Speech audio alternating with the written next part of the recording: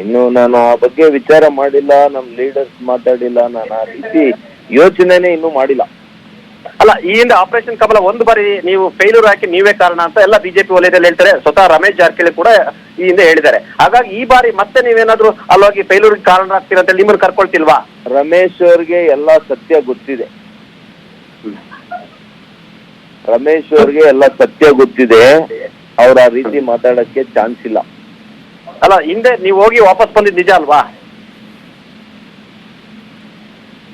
ರಮೇಶ್ನ ಕೇಳಿ, ಅವ್ರಿಗೆಲ್ಲ ಗೊತ್ತಿದೆ. ಈಗ ಡಾಕ್ಟರ್ ಸುಧಾಕರ್ ರಾಜೀನಾಮೆ ಕೊಡ್ತಾರಾ ಇಲ್ವಾ?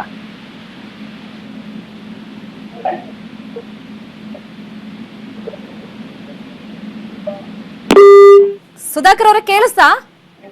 ಬಹುಶಃ ಫೋನ್ ಕಟ್ ಮಾಡಿದ್ದಾರೆ ಅಂತ ಅನ್ಸುತ್ತೆ. ಮತ್ತೊಮ್ಮೆ ಪ್ರಯತ್ನ ಮಾಡೋಣ. ಈಗ ಅವ್ರು ಹೇಳಿರೋ ಪ್ರಕಾರ, ಓಕೆ ಚಿದಾನಂದ್ ಪಟೇಲ್, ಈಗ ನಾವು ಮಾತಾಡಿದಾಗ ಅವ್ರು ಹೇಳಿದ್ದು ಇದು ಕಂಪ್ಲೀಟ್ ಆಗಿ ಒಂದು ಗಾಸಿಪ್ ಅನ್ನೋ ರೀತಿಯಲ್ಲಿ ಅವ್ರು ಕಮೆಂಟ್ ಮಾಡ್ತಿದ್ದಾರೆ. ರಮೇಶ್ ಅವ್ರಿಗೆ ಕೇಳಿ, ಅವ್ರಿಗೆ ಎಲ್ಲ ಗೊತ್ತಿದೆ ಅಂತಾನೂ ಅವ್ರು ಹೇಳಿದ್ದಾರೆ.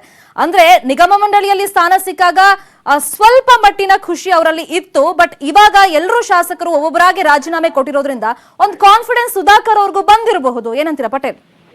ಖಂಡಿತವಾಗಿಯೂ ಇದೇ ಕಾರಣಕ್ಕಾಗಿ ಅವರು ಆಪರೇಷನ್ ಕಮಲಕ್ಕೆ ಇವರ ಹೆಸರು ಕೂಡ ಇತ್ತು. ಆದ್ರೆ ಈ ಬಾರಿ ಅವರಿಗೆ ಎಲ್ಲ ಒಂದ್ ಕಡೆ ಬಿಜೆಪಿ ನಾಯಕರೇ ಮನ್ಸು ಮಾಡ್ತಿಲ್ಲ. ಅವರು ಒಂದ್ ಮಾತನ್ನ ಹೇಳಿದ್ರು, ನೀವು ಹೋಗ್ತಿರಲ್ಲ ಅಂತ ತಕ್ಷಣ ಕಟ್ ಮಾಡಿದ್ರು. ರಮೇಶ್ ಅವ್ರನ್ನ ಕೇಳಿ ಅಂತ ಹೇಳಿದ್ರು. ಯಾಕೆ ಈ ಹಿಂದೆ ಆದಂತ ಎಡವಟ್ಟೆ ಬಿಜೆಪಿಗೆ ಇವರು ಸದ್ಯಕ್ಕೀಗ ಇದು ಬರ್ತೀನಿ ಅಂತ ಹೇಳಿದ್ರು ಕೂಡ ಕರ್ಕೊಳ್ತಿಲ್ಲ. ಒಟ್ಟಲ್ಲಿ ಸುಧಾಕರ್ ಕೂಡ ಈಗ ಎಲ್ಲ ಒಂದ್ ಕಡೆ ಈ ಬೆಳವಣಿಗೆಯಿಂದ ಒಂದಷ್ಟು ಬೇಸತ್ತು ಹೋಗಿದ್ದಾರೆ ಅಂತೆಲ್ಲ ಹೇಳಲಾಗ್ತಿದೆ.